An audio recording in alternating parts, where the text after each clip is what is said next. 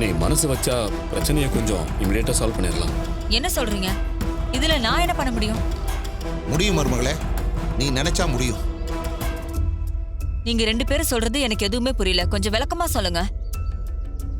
நீ இப்போ சண்முக பாண்டியன் வீட்ல இருந்து 100 பவுன் நகை வாங்கிட்டு வந்திருக்கல்ல? ஆமா. அதுல இருந்து ஒரு 25 பவுன் நகையை கொடுத்தா போதும். அதை வித்து நான் அவன் கடனை அடைச்சிருவேன்.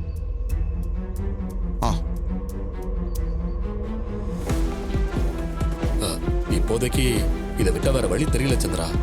பணத்தை கொடுக்கலன்னு வச்சுக்கோ, அவன் போலீஸ் அது இதுன்னு சொல்லி நார் அடிச்சிருவான். அப்புறம் வெளியில தலை காட்ட முடியாம போயிடும். ஆமா மருமகளே, இப்ப உன் புருஷன் மானத்தை காப்பாற்ற வேண்டிய பொறுப்பு உன் கையில தான் இருக்கு. நகையை கொடுத்து உதவுனா உன் புருஷன் அவன் பிரச்சனையிலிருந்து வெளியே வந்துருவான்.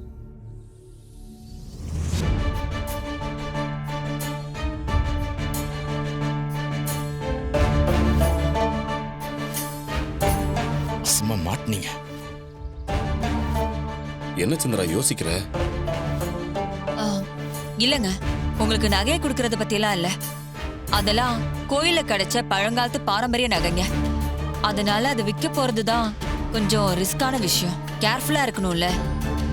அதே சமயத்துல ரொம்ப சீக்கிரட்டாவும் இருக்கணும். அவ்வளவுதானே. வழக்கமா நான் ஒரு சேட் கிட்ட இந்த மாதிரி டீலிங்லாம் செய்வேன். அதனால எந்த பிரச்சனையும் இல்ல சந்திரா. இல்லங்க, நான் என்ன சொல்ல வரேன்னா, அந்த டிரைவர் பையன் உங்களை கண்கொத்தி பாம்பா வாட்ச் பண்ணிட்டே இருக்கான். கொஞ்சம் விஷயம் கசிஞ்சாலும் நாம எல்லாரும் மாட்டிக்குவோம்.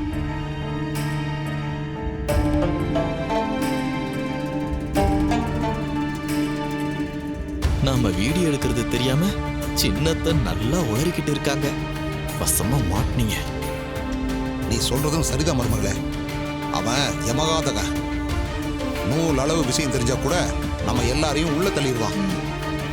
சரி, நான் உங்களுக்கு நகையை தரேன். பார்த்து கவனமா எல்லாத்தையும் செய்யுங்க. சரி, வாங்க. சித்தப்பா வாமா போலாம்.